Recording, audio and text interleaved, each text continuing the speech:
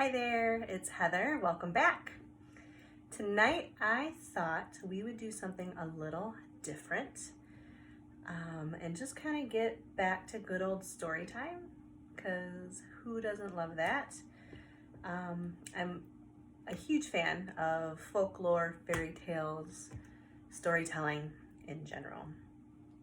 And I love to hear different stories, hear the parallels of different stories from different areas of the world, and I thought I'd share with you one of my favorite books that I like to jump into every once in a while. It's called Strange Things Sometimes Still Happen. These are fairy tales from around the world. Angela Carter. It has beautiful illustrations and lots of cool stories from all over. So it's edited by Angela Carter, and these are, again, a collection of different fairy tales from around the world. So they all have different chapters with different themes. So part 1, the theme is strong minds and low cunning. And it has some good artwork you can see here.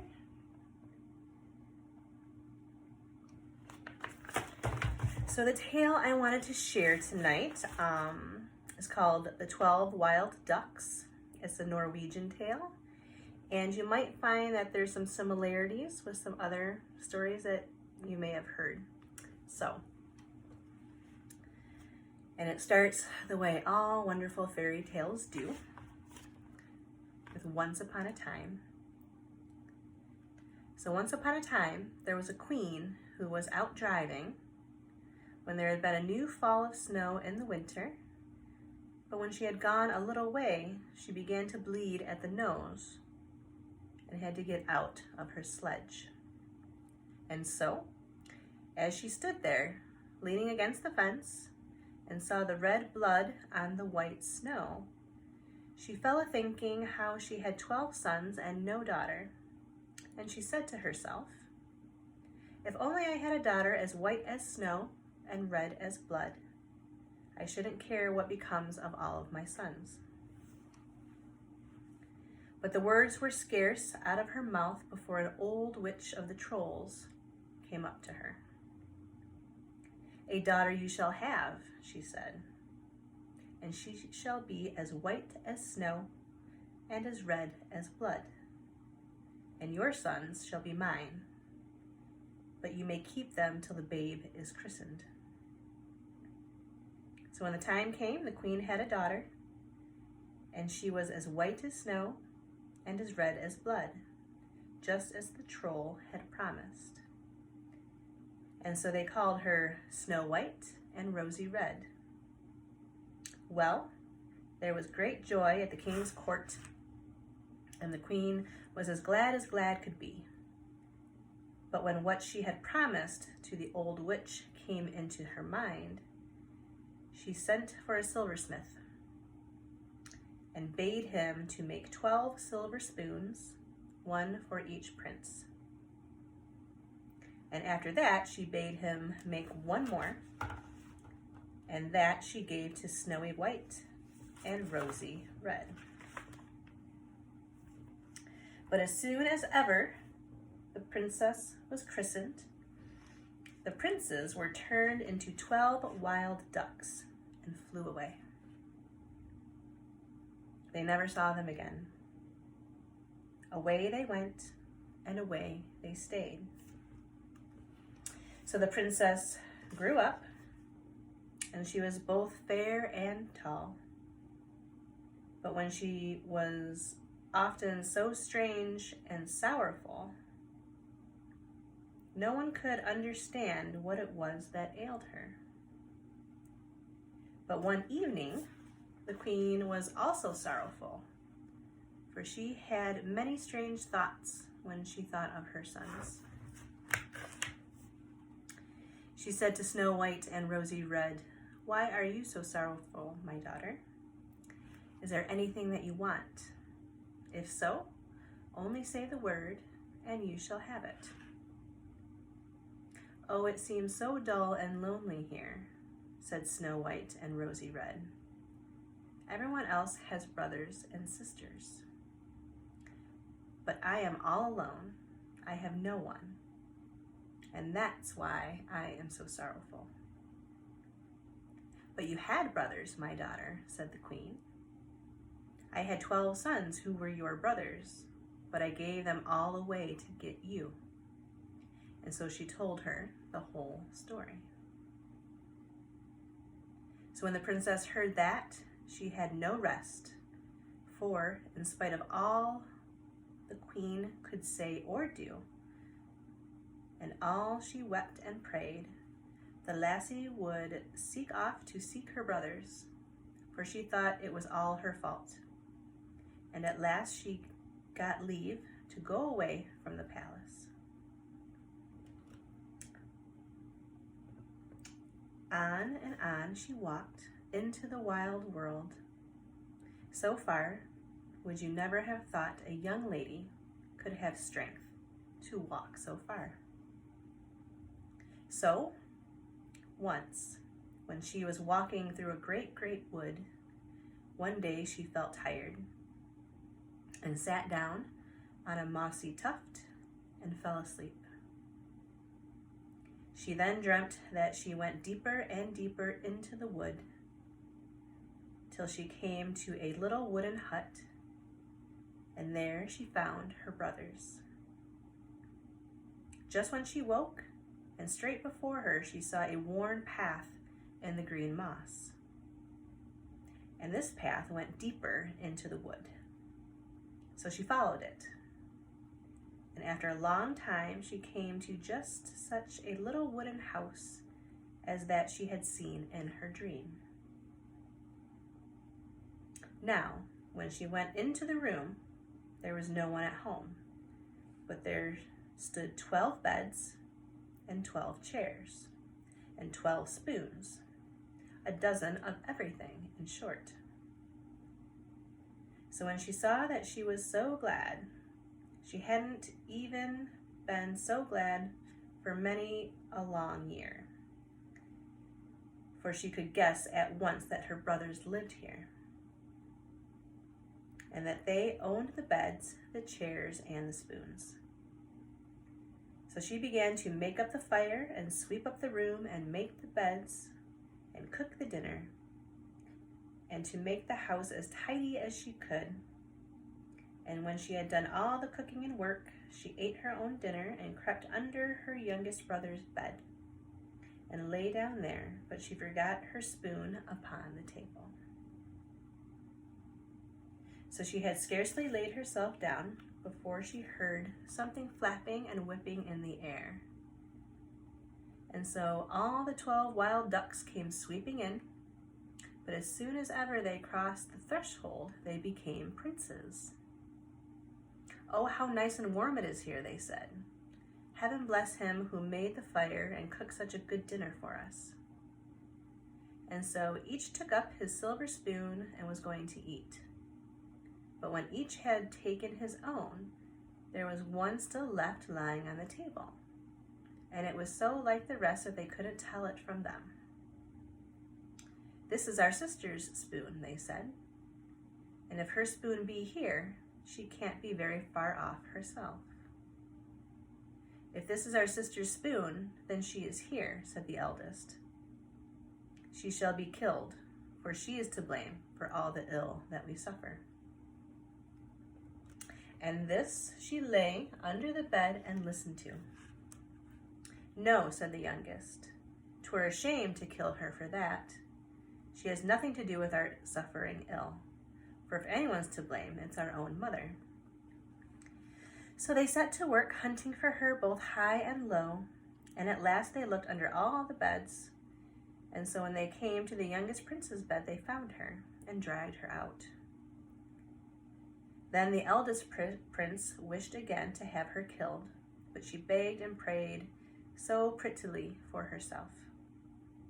"Oh, goodness gracious, don't kill me, for I've gone about seeking you these 3 years, and if I could only set you free, I'd willingly lose my life."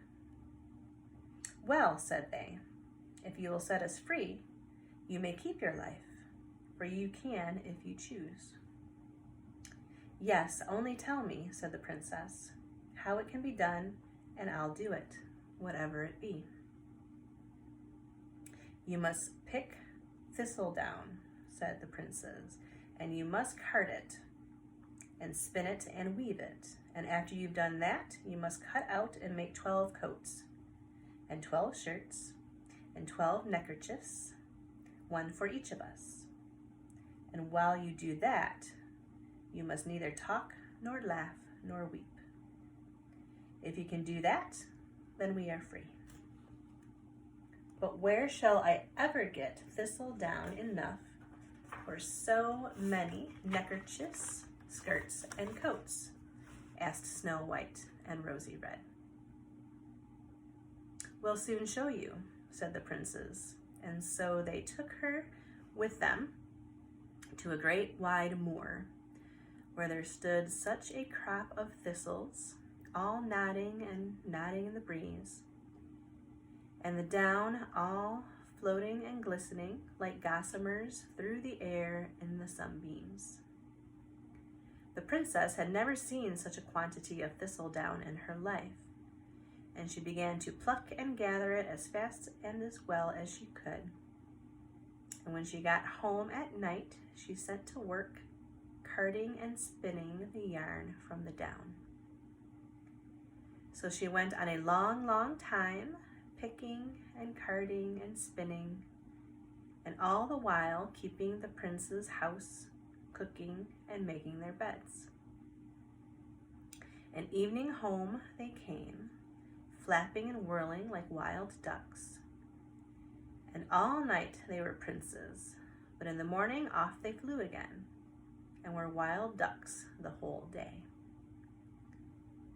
But now it happened once, when she was out on the moor to pick thistledown, and if I don't mistake, it was the very last time she was to go thither. It happened that the young king who ruled the land was out hunting, and came riding across the moor and saw her. So he stopped there and wondered who the lovely lady could be that walked along the moor picking thistledown. And he asked her name, and when he could get no answer, he was still more astonished. And at last he liked her so much that nothing would do but he must take her home to his castle and marry her. He ordered his servants to take her and put her up on his horse. Snowy White and Rosy Red wrung her hands, made signs to them, and pointed to the bags in which her work was.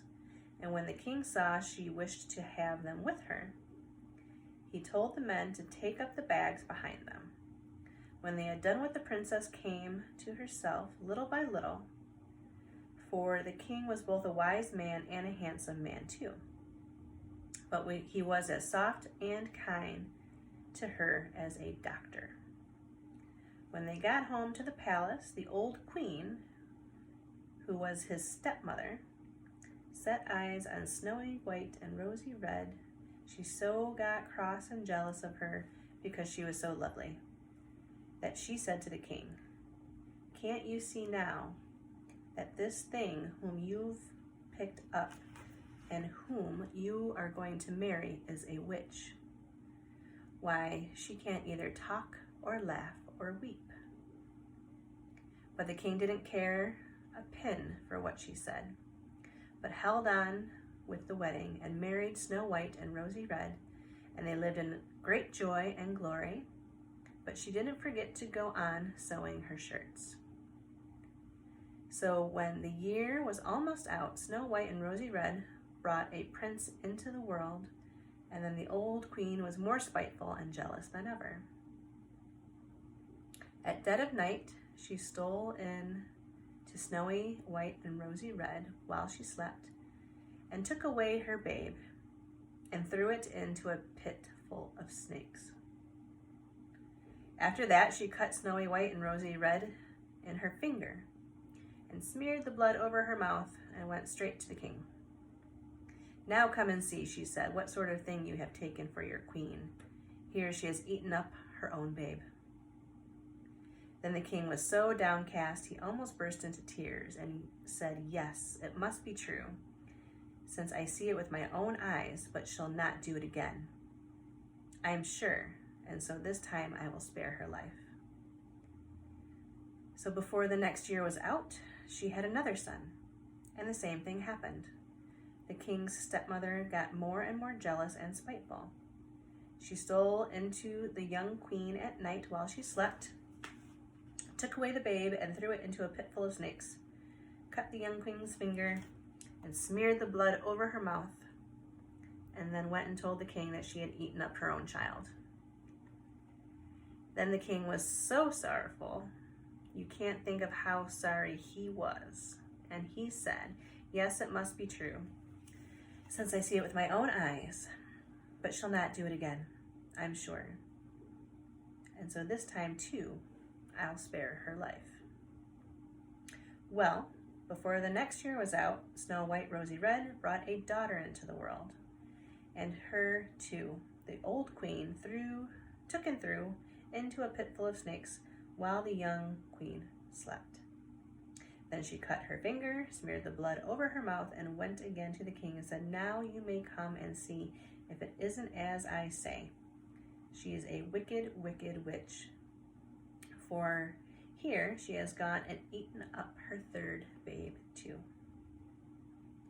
Then the king was so sad, there was no end to it. For now he couldn't spare her any longer, but had to order that she be burnt alive on a pile of wood. But just when the pile was all ablaze and they were going to put her on it, she made signs to them to take 12 boards and lay them around the pile.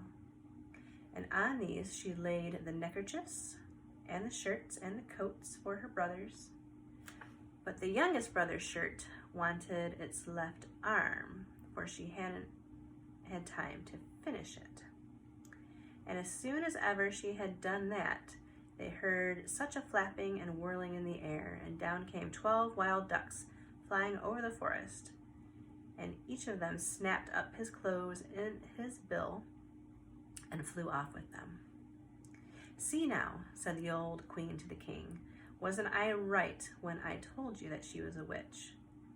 But make haste and burn her before the pile burns low." "Oh," said the king, "we've wood enough and to spare, and so I'll wait a bit, for I have a mind to see what the end of this all will be." As he spoke, up came the 12 princes, riding along as handsome, well-grown lads as you'd wish to see. But the youngest prince had a wild duck's wing instead of a left arm. "What's this all about?" asked the princes. "My queen is to be burnt," said the king, "because she is a witch and because she has eaten up her own babes." "She hasn't eaten them at all," said the princes.